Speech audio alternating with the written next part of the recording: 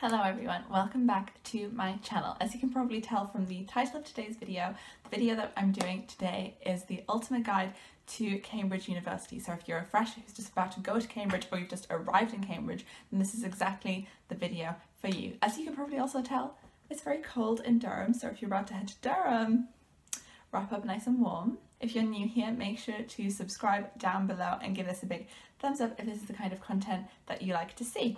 Without further ado, let's get on with the rest of the video. So the first thing that we're going to talk about with regards to Cambridge are the colleges. There are about 31 different colleges in Cambridge, but each college has its own amazing character traits, its own beautiful buildings, and its own unique traditions. Depending on the college that you go to, you'll be either in like very old accommodation or very new accommodation. Obviously both have their pros and their cons, but focusing on the pros, if you're in the old accommodation, it's going to be very beautiful and it's going to be kind of like probably a once in a lifetime experience to live somewhere that is as grand and oldie-worldy as that. Whereas with the new accommodation, you're going to have amazing appliances. It's going to be super warm and super stylish and chic. For example, I was in, I think, one of the newer colleges, maybe the newest college at Cambridge that moved from being a London campus into Cambridge. One of the buildings is very old looking and has a beautiful rose window, very similar to that in Durham Cathedral, but the accommodation that I was staying in was brand new. It had only been there for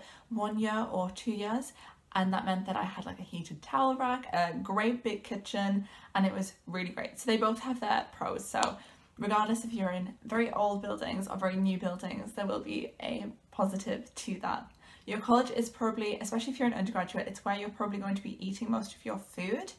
Of course, depending on your kitchen that they provide you with, probably for your corridor, you will be able to maybe cook certain things, but some colleges don't have, like, maybe it wouldn't have an oven or it wouldn't have like a stove, so you'll only be able to do certain meals. Especially, you would definitely be able to do like raw foods, like lots of salad type things, but I think the aim is to get you to, you know, buy college food, which will help you like mix with your fellow students, but obviously that might be a little bit expensive too. So I'd probably swap it up a bit, switch it up a bit. The second thing that we're going to talk about are the formals. The formals are probably one of the best bits of being at a university like Cambridge, and depending on the college that you're at, your college might do them every day, once a week, or a little bit more sparingly than that. One of the great things about being at Cambridge is that you can go to different colleges to go to their formal dinners.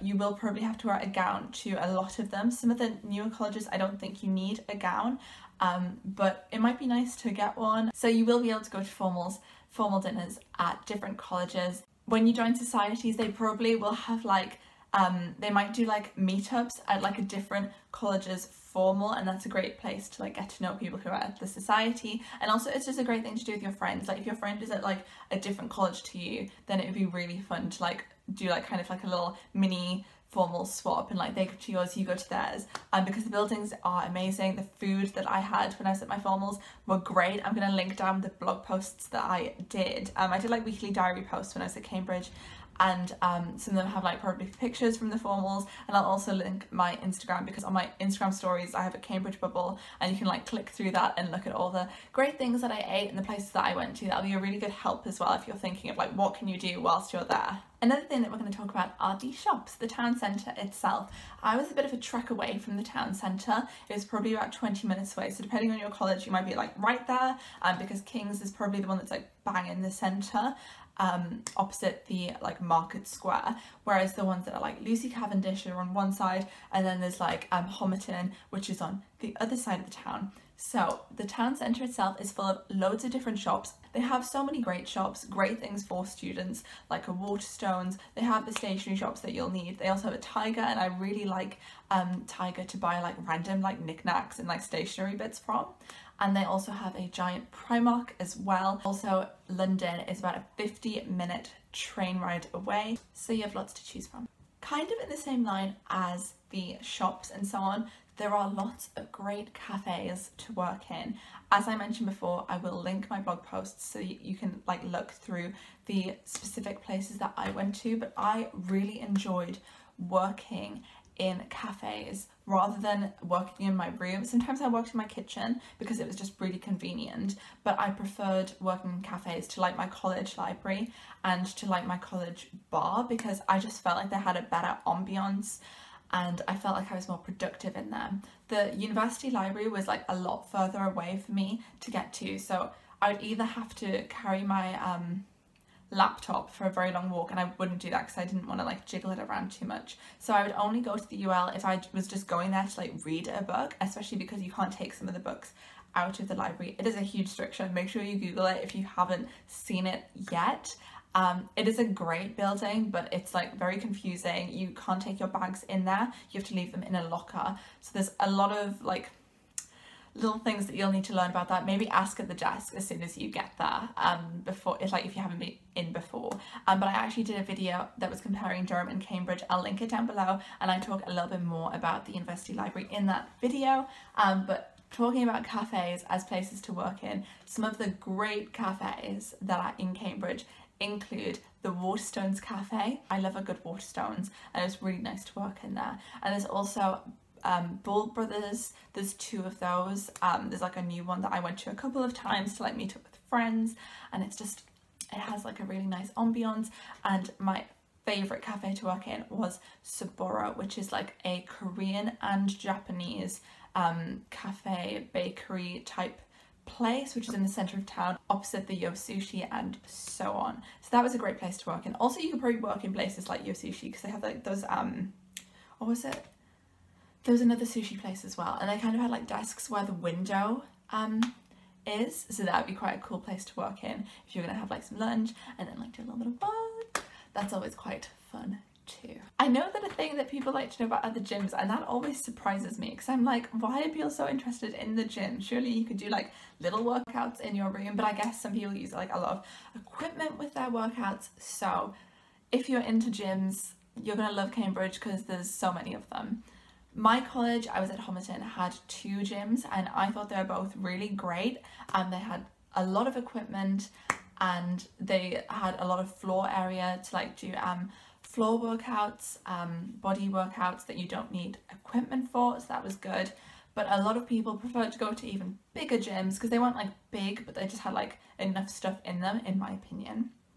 But people preferred to go to Pure Gym, and I'm sure there's like a couple of Pure Gyms in Cambridge, and they're just like giant gyms that have like swimming pools, I guess, like downstairs, and then upstairs they have like everything that like a gym buff like needs to exercise, I guess. So if you're going to Cambridge, make sure to see if your college has a gym when you get to your college, and then also check out the ones in town before you buy your membership. I would suggest. Also, it would be really cool to like work out in your friend's college's gym, but you do need like your key card to access the gym, and also you're probably not supposed to do that. However, you know, if you can, I'd give it a go. It would be really cool to at least see the other college's gym. So the last thing that we're going to talk about are the lectures. Depending on what subject you do and what year you're in, you're probably going to have either bigger or smaller class sizes. I did think that the Cambridge class sizes would be smaller because it's such an elite institution. However, I didn't realise how small they were going to be. Like, I was doing my postgraduate there 2019 to 2020, although we had to leave early because of COVID, so that was during second term, so I wasn't there for the longest time, but there were about 15 people max in my classes, which was really bizarre. And the lectures were they were kind of long-ish. They kind of varied between 2 hours and like 3 and a bit hours depending on what the topic was. And I think that people have like this big stereotype of you have to do like loads of work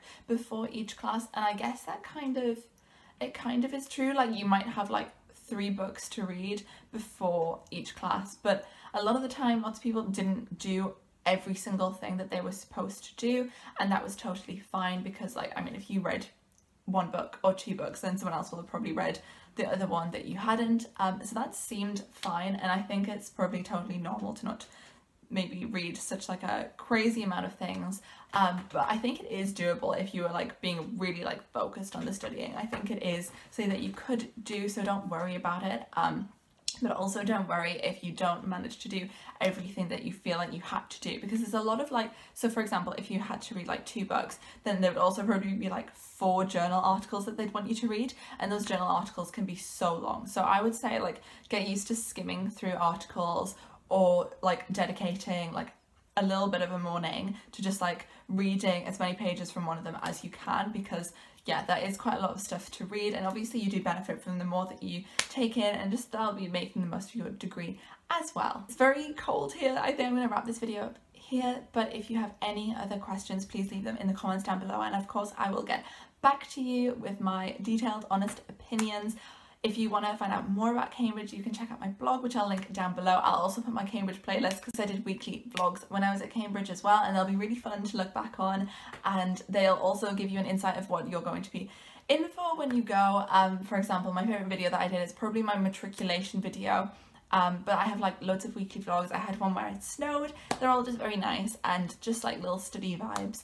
And also I'll link my Instagram, because as I said, I've got my highlight bubble which has so much Cambridge content on it, and also just my posts in general if you scroll back a tiny bit, because I don't post like too much on Instagram, so you'll be able to see like pictures from formals and so on. I hope that you enjoyed today's video. If you did, make sure to give it a thumbs up and subscribe down below if you have not already, and I can't wait to see you in my next video very, very soon.